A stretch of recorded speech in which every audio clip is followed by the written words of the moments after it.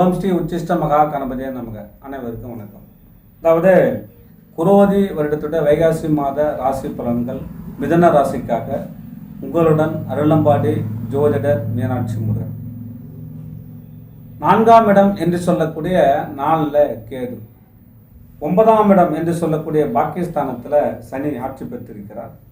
ஜீவனஸ்தானம் கர்மஸ்தானம் என்று சொல்லக்கூடிய 10ஆம் இடத்துல ராகுவோட செவ்வாய் பயணிக்கிறார்.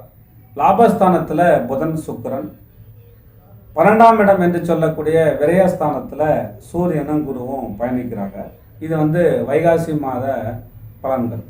இந்த கேதுவும் ராகுவும் அதாவது இடம் விட்டு இடம் பெயர்வதில்லை. இந்த ஆண்டு கோள்கள் அது அங்கே தான் இருக்க போகுது.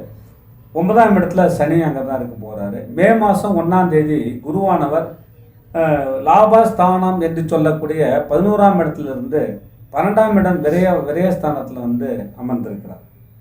ஸோ இந்த கோள்களுடைய நகர்வுகள், அதாவது சூரியன் இப்போ சூரியன் உங்களுக்கு 3ஆம் இடத்து அதிபதியிலே அவர் 12ஆம் இடம் என்று சொல்லக்கூடிய விரயஸ்தானத்தில் இருக்கிறார்.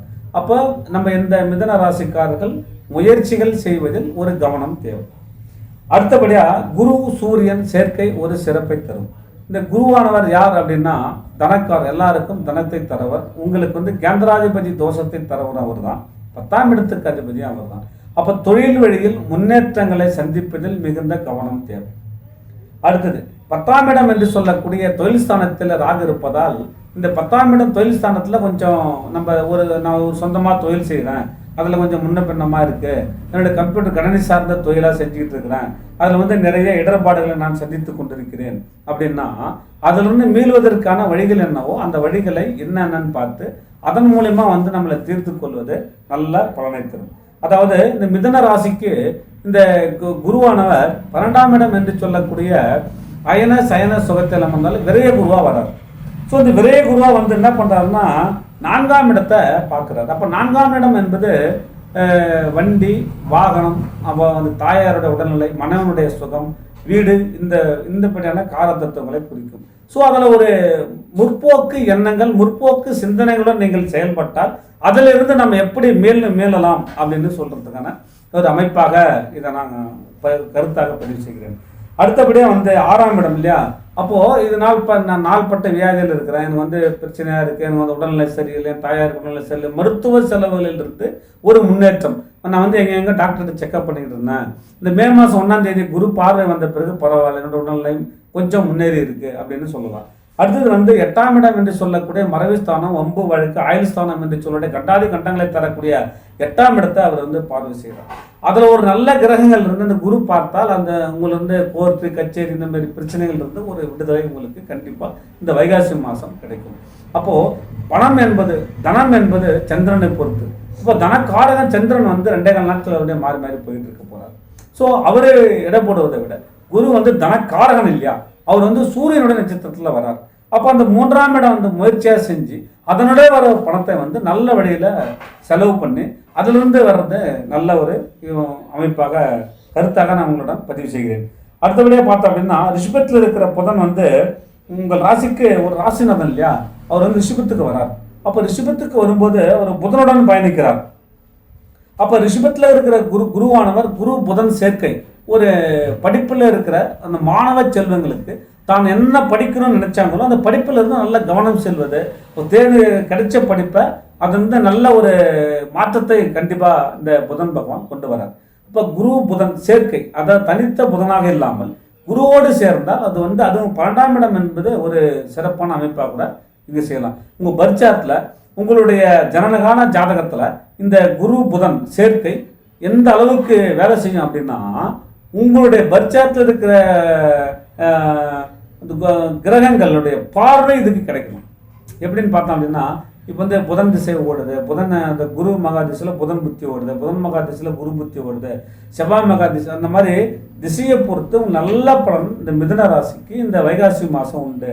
அதாவது என்ன மாதிரியான பலன்கள் அப்படின்னு பார்த்தோம் அப்படின்னா மிதுனத்தில் சுக்கிரன் வைகாசி மாதம் 31ஆம் தேதி வரார், பயணிக்கிறார். இப்போ அவர் அங்கே பயணிக்கும் போது சுப விரயங்கள் கொண்டு வரும், திருமணம் சார்ந்த நிகழ்ச்சிகள், சுப செலவுகள் உங்களுக்கு கொண்டு வரும், என்னுடைய அதாவது வீடு கட்டி கிரகப்பிரவேசம் பண்ணுறது, மண்மனை வாங்குறது, வீடு வாகன யோகம்லாம் கண்டிப்பாக உங்களுக்கு உண்டு. ரொம்ப நாள் எதிர்பார்த்துக்கிட்டு இருந்த காரை மாற்றணுமாங்கிறது. ஸோ இப்படிப்பட்ட நல்ல விஷயங்கள் உங்களுக்கு வந்து இந்த வைகாசி மாதத்தில் கிடைக்கும். சரி, இந்த வைகாசி மாதத்தில் எந்தெந்த தேதிகள் வந்து நம்ம வந்து நல்ல கமிட்மெண்ட் வச்சுக்கலாம்?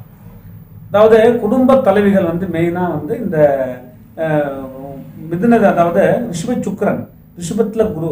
இப்போ இந்த குரு சுக்கிரன் சேர்க்கை உங்களுடைய ஜனனகால ஜாதகத்தை பொறுத்து அந்த பலனை நிர்ணயிக்க முடியும்.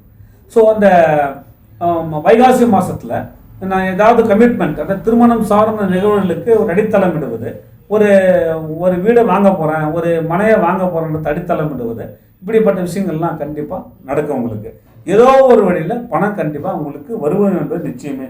மே மாதம் 14, 15, 19, 30, 31 ஆகிய தேதிகள் வந்து பண தேவைகளை பூர்த்தி செய்யும். பணம் வர்றதுங்கிறது, நம்ம கொடுத்தவரை காப்பாற்றணுங்கிறது. ஸோ அந்த மாதிரி விஷயங்கள்லாம் வந்து உங்களுக்கு நன்மையை தரும். அதாவது உங்களுக்கு வந்து 2ஆம் இடத்து சந்திரன் 2 நாட்கள் ஒரு பக்கம் செல்வதால் நல்ல ஒரு அமைப்பான மாதமாக இந்த வைகாசி மாதம் அமையும். அது மட்டுமல்ல, வராகி வழிபாடு செய்வது, பெண்களுடைய வழிபாடு, அதாவது சுக்கிரன் வந்து ஒரு பெண் தெய்வத்தை வழிபடுகின்றாங்க. 12ஆம் இடத்துக்கு சுபவிரயமாக வரணும் அப்படிங்கிறதுக்காக பெண் தெய்வங்களை வழிபட்டு அதன் மூலம் சிறப்படையலாம் அப்படிங்கிறது என்னுடைய கருத்தாக நான் பதிவு செய்கிறேன். பொது வாழ்வில் உள்ளவர்கள் கௌரவம் அந்தஸ்துலாம் பார்க்காம கீழே இறங்கி வேலை செய்கிறது, அரசியலில் இருக்கிறவங்களுக்கு கவனமுடன் இருப்பது, இப்போ அதாவது சீனியர் சிட்டிசன் என்று சொல்லக்கூடிய முதியவர்கள் வந்து உடல்நிலையில் கவனமாக இருக்கணுமாங்கிறது, திருமணம் சார்ந்த விஷயங்களில் திருமணத்திற்காக முயற்சி செய்வர்கள் கண்டிப்பாக அது சுபவிரயமாக மாற்றி உங்களுக்கு திருமணம் கைகூடும் என்பதில் சிறிது கூட ஐயமில்லை.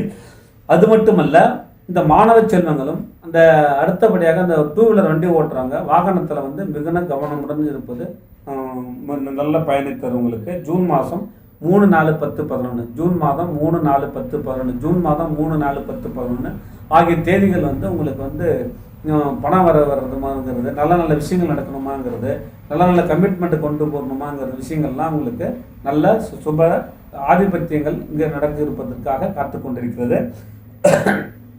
புதன் பகவான், உங்கள் ராசியாதிபதி புதன் பகவான் என்ன பண்ணுறாரு அப்படின்னா, வைகாசி மாதம் 26ஆம் தேதி உங்கள் ராசிக்கு புதன் வருகிறார்.